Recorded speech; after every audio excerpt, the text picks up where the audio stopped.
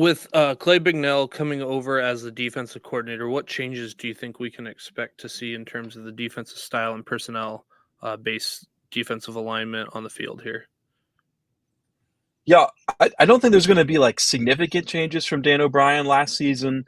Uh, Now, Bignell obviously has a different scheme than Dan O'Brien did last season. He plays more attack. He plays more, uh, fly to the ball. As every defensive player that we talk to, they say all we do is fly to the ball, and it's true. That's literally all. When somebody catches the ball, you have about five Golden Eagle defenders around them. So they fly to the ball. They're aggressive. They try to rip the ball out to get turnovers. They try to do all those things, and as far as the defensive scheme, though, I don't think you're going to see a significant defensive scheme. Some changes. They did move Dylan Lawrence down to kind of a nickel spot there at the defense. So he was a free safety, very big, athletic free safety. If I had that many abs, I'd probably be like a whatever it's called, person that posts my abs on Instagram. But You'd be an underwear model. underwear model, yes. Dima Mixon, underwear model. Yeah, this would be a different podcast. But yeah, he has a huge 6-8 pack or whatever it is, maybe even 12. And he always rolls his shirt up to show it off because who wouldn't? But he's a big guy, and they kind of moved him down, and he's just, and that's one way they changed. And again, we haven't really seen the full potential of the Bignell defense because most of the secondary was out this spring. And I think we're going to see really what they can be come fall camp when they start getting those guys back. Thankfully, they were all here in the spring, so they were able to hear the install of his defense. They just weren't really able to practice it. But when you think about what he has on the defensive line and what he has on the in the secondary, really the linebacker position is somewhere where I think is going to be something to watch because of what they lost there in Hayes Maples, Avery Hobbs, and all the players they lost on that side of the ball, or that position room on the defense. But other than that, I don't think you're going to see a lot of changes from Dan O'Brien, but the changes you do see will be net positive, I think. That's a great segue to our next question and the linebackers. They lose, just from a tackle perspective, they lose 8 of their top 11 tacklers from last year, including the top 3 linebackers. Hayes Maples was there. I don't know. It seems like he was there forever. It was a great middle linebacker for them.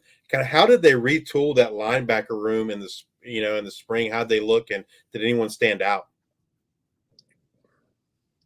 Well, they retooled it through recruiting. I don't think they brought any linebacker transfers over on the top of my head.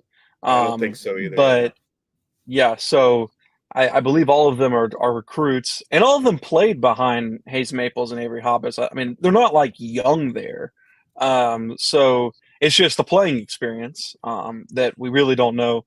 I mean, in the spring they looked okay. I don't think really anybody specifically stood out as far as like they looked great. It's an area where they're still going to have to improve. I think the biggest thing is on the coverage busts or whatever it was in certain points in practice. It wasn't just bad reads or whatever by the linebackers. It was just good scheming by the offense. So I think that's something that Will Hall's happy about, and definitely Bignell is. But thankfully, I think most of them have at least experienced a part of this program, and we'll see what they can do. Though I'm not as worried at the linebacker position as probably a lot of people are, because it is the vocal point of the offense. But I really like the fact that they brought Dylan Lawrence down there to kind of help him out in communication and stuff, as him being more of a nickel player now. So I'm not overly worried about it, but we'll see what happens. Was there anyone that kind of stood out to kind of take over that Hayes Maples role, or they're still kind of figuring that out? Again, not on the top of my mind. I mean, you had a couple players who played there, but I mean that's a position battle that's still up for grabs. They don't really know who's going to start there. They don't really know who's going to start on that side on the linebacker Gotcha. role. So, but again, I think that's a question to be answered in the fall. Okay. Obviously, but as far as more in like who's going to stand out there, who are really watching, most of spring you're watching. We have quarterback battles and secondary and all that stuff. So, but linebacker is still most of them very important. So, Well, the defensive line fared pretty good in getting some guys back. We got Booth and Williams and Lewis coming back. What can you tell us about the defensive line and how they performed this spring? I mean, they're animals. It is very hard to run the ball on them. They get in the backfield. I think Jalen Williams is probably the best defensive lineman in the whole group of five. He is so big. He is strong. He's almost impossible to tackle. Him and Jaleel Clemens, honestly. And Jaleel Clemens is kind of in that linebacker room. But Jalen Williams, like you mentioned Kristen Booth and Broderius Lewis. Armandus Cooley as well. Kind of getting him back after injuries. He looked pretty good in the spring. They're animals. It's definitely the strongest part of the defense. And it was very adamant in the spring that it's going to be hard to run on them and hard to block them in pass protection.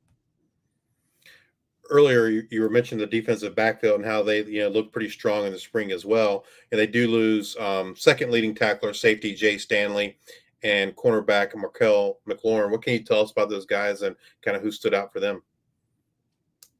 Well, again, the secondary was kind of depleted in the spring because most of them are injured. Most of them didn't play. So it was kind of like, oh, who's going to be the twos? Because you had your guys in the backfield, your Michael Caraway Juniors and your, all those players in the. I always draw blanks on these shows, but all those players in the secondary who have, been a part of this program. They're 3 and 4 year players. They just weren't available in the spring, so it was really more of a question of who's going to play the back end of them. And Big Noel told us that he is so happy that all these secondary players have gotten reps, significant reps, honestly, in these spring practices. MJ Daniels, I mean, another guy, is going to be just a ginormous piece for them. The transfer from Ole Miss, he might be the best player in the secondary, and he didn't play but a couple of snaps this spring. So it'll be really awesome to see them all in the fall and see what this defense can be. Because again, I think it's going to be, if not the best, one of the best defenses in the whole group of five, and 100% on line for the best defenses in the Sun Belt. So if you were to pick one defensive player to have a breakout type season here in 2024, who would you pick for that? I'm going to say Jaleel Clemens. I think legitimately every single play he was involved in, he was in the backfield. And he's actually put on some weight, some muscle, to kind of give him more strength than he's had in recent years.